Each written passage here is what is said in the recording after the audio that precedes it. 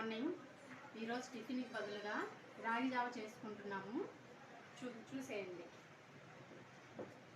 రాగి జావ first water పెట్టుకొని కాగిన తర్వాత పిండిని కొంచెం చల్లటి నీళ్ళల్లో వేసి 2 స్పూన్స్ సాల్ట్ వేసి మిక్స్ చేసుకొని హాట్ వాటర్లో పోసేసేయాలి. ఆల్రెడీ పోసేసాను, కాగిపోతుంది. యాలక్కాయలు కూడా వేసేసాను. యాలక్కాయలు వేసిన తర్వాత పాలు పోసుకోవాలి. రాగి జావ బాగా కాగితేనే టేస్ట్గా ఉంటుంది. పాలు పోసేసుకోవాలి. పాలు పోసుకున్న తర్వాత బెల్లం,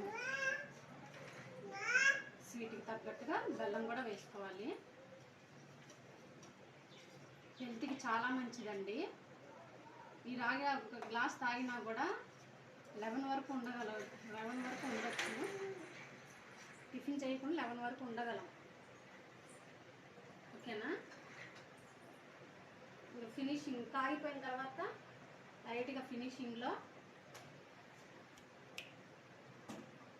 జీడిపప్పు వేసుకుందాము.